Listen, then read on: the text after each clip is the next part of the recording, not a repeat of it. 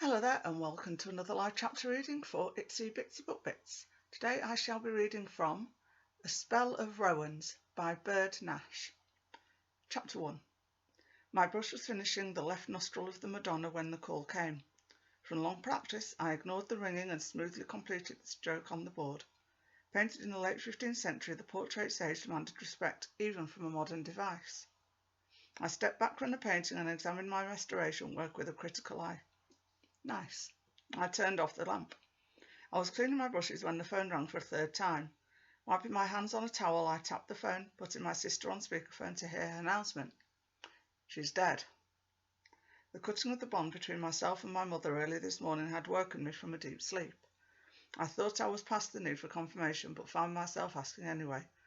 It was around 1:30 a.m, wasn't it? Yes. There was a pause before Philippa said, her voice breaking. Ding dong. I couldn't agree more. Indeed, the witch was dead. I asked Philippa, what's the plan? My older sister was a big planner.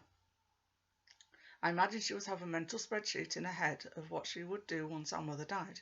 It wasn't like she hadn't had time to plan. Our mother had broken her hip a few months back. Her long-desired death was not exactly an unexpected event. How soon can you get here? There are things we need to discuss as a family and not on the phone. I'll come this evening via train. You sure? What about the crowds? Wouldn't a rental car be better? It's fine. A crowd is anonymous. I'll be okay. Besides, I let my driver's license expire.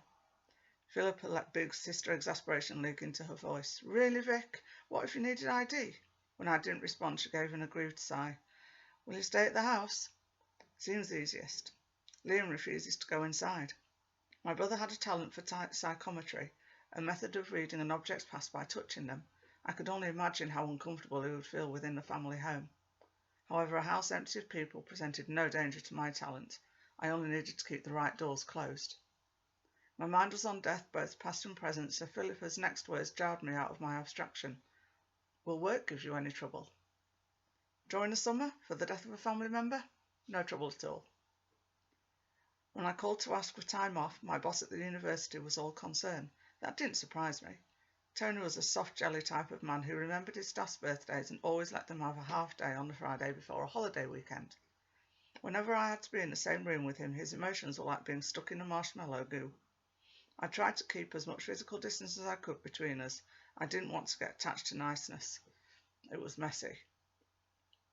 Take as much time as you need. Losing a parent is hard. Was it? Probably for normal people with average parents it was. For now, I was still assessing my own psychic damage. I probed that lost emotional connection like a tongue touching the place where a tooth was suddenly missing. Eventually I'd get used to the sensation of loss. Life continued. That I knew. For now, though, I was feeling lightheaded, floated from the relief of Rachel Rowan's death. Tony's voice on the other side of the phone startled me. Why should we send flowers? I'll let you know when I get the details. Ha! Flowers? You should send a bouquet of vervain and dill. But for all of Tony's historical knowledge, I doubted he would get a reference to plants traditionally used to ward off witches. What about the Madonna? Do you want me to return her to the university? Your studio is secure and covered by insurance. It will be safer there for now. I have my hands full here with an emergency fumigation. Some idiot brought in a cardboard box from outside, and now everyone is seeing bugs. My studio where I worked by myself, far from people, was indeed secure. Its security system was probably better than the university's. I'll keep you updated about my plans by email, I told him. Taking the train was a calculated risk. I chose a time when it would be crowded with people all rushing to get home from work, their tired minds on getting dinner and not much else. The larger the crowd, the more muddled the emotional output. My empath abilities registered it as white noise. I watched the scenery flying by. The train was already out of the city, passing through the suburbs. It was all achingly familiar. And the dead link between me and my mother gave me an eerie feeling, like I had forgotten something, but I hadn't. That was the problem. I hadn't forgotten a damn thing. At each stop, more passengers left to enjoy their ordinary lines. This line would eventually take me to Grimsby. It was the last stop before the train returned. Tired from my interrupted sleep last night, I found my head starting to nod. My forehead pressed against the cool glass of the window, and to the rocking of the train I fell asleep. In the water I was drowning. My hands flailed upwards, trying to connect with something, anything.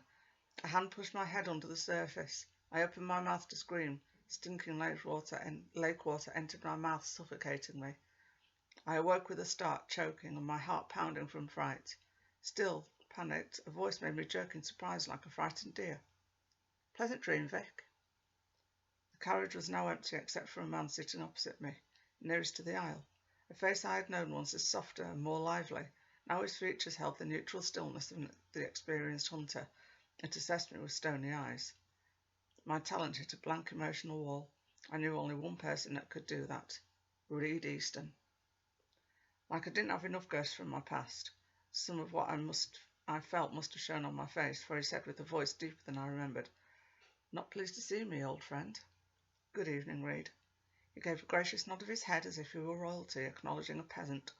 I wondered how long Reed had sat there watching me sleep. Was his interest creepy or romantic? Knowing how we had parted 15 years ago, my guess veered towards unsettling and dangerous. As if he had read my thoughts, he asked, "Returning to Grimsby after all these years?" I might not be able to read his emotions, but I was experienced in matching feelings to faces and words. He still held a grudge. Well, I had no regrets over burning that bridge. I was a talented bridge burner, and had learned long ago never look back to see the fire. Suddenly I became aware of how wrinkled my shirt was. Wearing the most paint-stained but comfortable jeans from my closet did not exactly scream, "Look at how successful I am without you in my life." I pulled the sympathy card. "My mother died." Ding dong, huh? Considering my mother's reputation in Grimsby, I had already figured the turnout for any memorial service wouldn't be numerous. But Reed's words made me wonder. Maybe a crowd of Grimsby residents all holding pitchforks would storm the house, wanting confirmation that the witch was dead, as well as her spawn. "Your sister seems to be doing well." "Yes, she is." How much longer before we pulled into Grimsby Station, and could I excuse myself and hide in the bathroom? "And Liam?"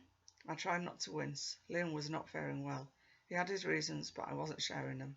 I said politely, "He's fine." Reed gave me a small chuckle that I remembered all too well. "Still hiding the truth, Vic?" I saw the silhouette of the town's water tower against the setting sun. Good, not much longer. I reminded myself to act like an ordinary human being. I was experienced with pretending. Keeping my voice level, I asked pleasantly, "Your family?" "Fine," he said, giving a smile that was sarcastic, acknowledging the game we played. The adult version of his face had no softness, only angles. Reed, once a star athlete on the high school swim team, was still lean and muscular. He wore crisp jeans, sharply pressed, a light blue jacket, and an Oxford shirt with the top button undone. It all fitted with the immaculate tailoring. Well, The train stopped, and I practically jumped from my seat, grabbing my bag. Slinging the strap over my shoulder, my eyes downcast, I muttered, "It was nice seeing you after all this time." With the speed of a cat, Reed was at the door, blocking my exit with his arm. He bent to me, his breath on my ear, softly fluttering my hair, and I shivered. "Was it nice seeing me?" he asked softly. I kept my eyes forward, looking straight through the glass to the platform beyond. Freedom was so close. When I didn't answer, he pulled back, his light jacket flaring open with the movement. I shoved the door open as fast as possible as I hurried away. I wondered why my old high school boyfriend would be wearing a gun. I hope you enjoyed the chapter reading and that you'll go check out the book. Thanks very much for watching. Bye-bye.